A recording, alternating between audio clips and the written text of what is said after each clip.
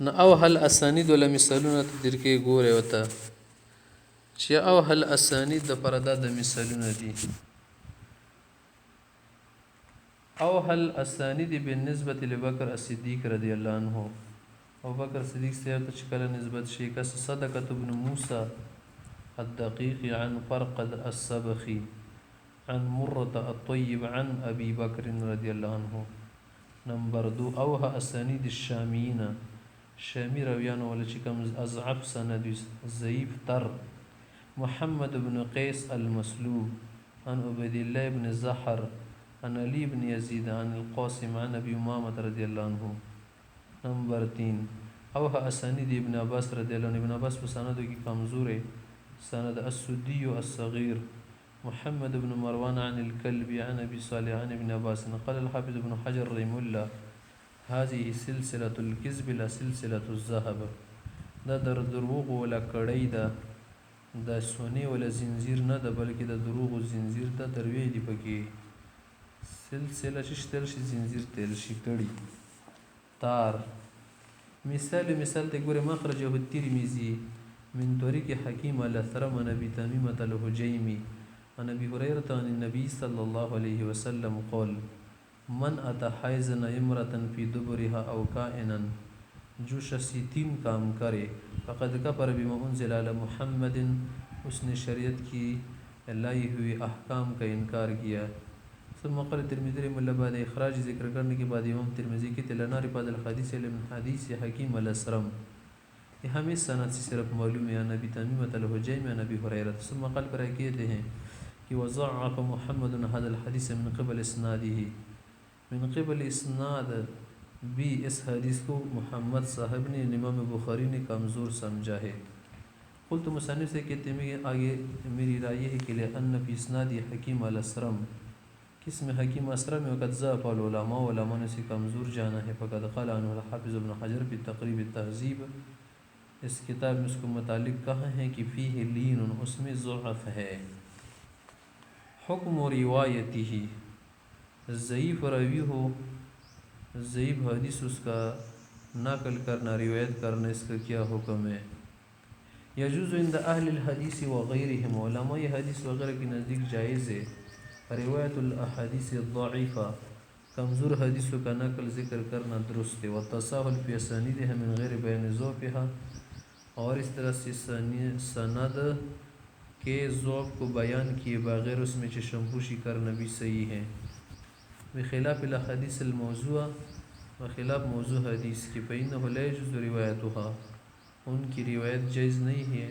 अगर रिवायत सही न इल्ला मा बयान वज़अहा वज़अ बिखाए बशर्तैन पदो शर्तों सर हमा अदा दी लकदे ची अहादीस मौज़ू सदी कदा बेन अगब शक वज़अ खाए बमख्तकुम ज़ईफ़ हदीस बेन काना नागा की दा शर्तों नश्तो दी अन ला ततअल्लक़ बिलअक़ाइद अक़ाइद सर बिताल्लुक़ ने का सिफ़ात अल्लाह ताला नूर अक़ाइद ज़का सदीद पर कवी और मजबूत हदीस दरकार वी. नंबर 2 अल्ला यकुन फ़ी बयान अल-अहकाम अश-शर'iय्यति मिम्मा यतअल्लक़ बिल-हलाल वल-हराम शरई अहकाम के चिकम हलाल व अहकाम दी और हराम व अहकाम दी असर ताल्लुक़ नहीं. यानी तजूज़ रिवायत हर रिवायत जायज़ पचिशी की मिसल المواعظ والترغيب والترهيب والقصص वमा अशबह ذلك वाज नसीहत पे तौर बने तरगीब और तरहीब पे तौर बंदे किसी वगैरह नसीहत द पारा पन द पारा ज़ईफ़ हदीस सड़े ज़िक्र कवलिश वमिमन रुवी अन्हु अतसाहुल बिरिवायतिहा व ज़ईफ़ हदीसों ने किसी चाचा तसाहुल कर दिया आदा कसन सुफियान थौरी रही मुल्ला अब्दुर्रहमान इब्न महदी व अहमद इब्न हंबल रहिमहुल्लाह. वबा वयंबग़ी तनब्बुह और 10 सड़ीता वीख वसिदल पकार दी चेला अन्न के ज़रवीतहा मिन गैर इस्नादिन शिकल द सनद न बगैर द हदीस नकल के फला तकुल फी हदीस मावा शिक़ाल रसूलुल्लाह सल्लल्लाहु अलैहि वसल्लम कज़ा द सिमावा व इन्नमा तक़ुल द शैबवाई रूवी अन रसूलिल्लाह सल्लल्लाहु अलैहि वसल्लम कज़ा द सितीन रगली दी व बलगना अनहु मुतदस्सिर कज़ा وما شبه ذلك لئلا تجزم بنسبة ذلك الحديث للرسول صلى الله عليه وسلم. دې لپاره چې په جزم یقین سره حدیث پیغمبر سم ته منسوب نه کې او دلې خو ته په ضعف هم پوهېږي وانت تعرف ضعفه. حکم العمل به د ضعیف حدیث باندې د عمل کولای څه حکم دی؟ اختلف العلماء رحمهم الله في العمل بالحديث الضعيف. ضعیف حدیث متعلق علماء اختلاف دي. الذي عليه الجمهور العلماء چې کوم جمهور علما دي هغه دا وایي جمهور حضرات انه يستحب العمل به في فضائل الاعمال لكن بشروط ثلاثه.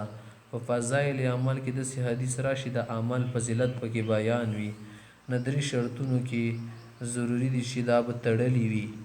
او زحح الحافظ ابن حجر رحمه الله حافظ صاحب ذکر کړی دی وهي اعدادي ان يكون الضعف غير شديد چې ډېر زیات ضعیف بنوي. نمبر 2 ان يندرج الحديث تحت اصل معمول به چې د حدیث به د اصل معمول به لاندې وي یعنی هغه قاعدې لاندې وي چې هغه باندې عمل کیږي. نمبر 3 الله يعتقد عند العمل به ثبوته.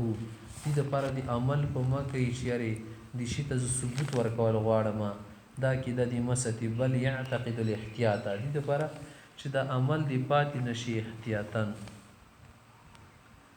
اشهر المصنفات التي هي مزنة الضعيف چې کوم د دې ول زینه دي د ضعیف حدیث ول مشهور تصنیفات پکې دا دي. الكتب التي صنفت في بيان الضعفاء كتاب الضعفاء لابن حبان بلداد وكتاب ميزان الاعتدال للذهبي امام الذهبي سيبلا فإن مؤلفيها يذكرون أمثلة دو هغه مثالونه ذکر کړي له حدیث التي صارت ضعیفه چې حدیثونه ضعیف ګرځیدلې بسبب روایت اولئک الضعفاء لها په سبب د غراویانو چې ضعیف وي. نمبر 2 الکتب التي صنفت بانواع من الضعیف خاصه چې صرف خاص مبارکي صرف ضعیف مبارکي لیکل شي دي لکه مثل کتب المراسيل والعلل والمدرج وغيرها. هذا شك كتاب المراسيل لأبي داود وكتاب العلل للدارقطني رحمه الله. مخطط الخبر وتقسيماته د خبر ولا چې کوم نمونه ده او تقسیم د مغه د تخای.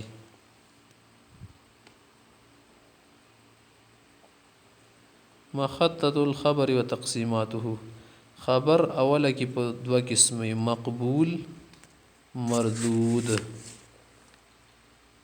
خاص کده کم مردود شي دا په څه وجه مردود وي؟ بسبب سقط من السند سند کې سقوط وشي.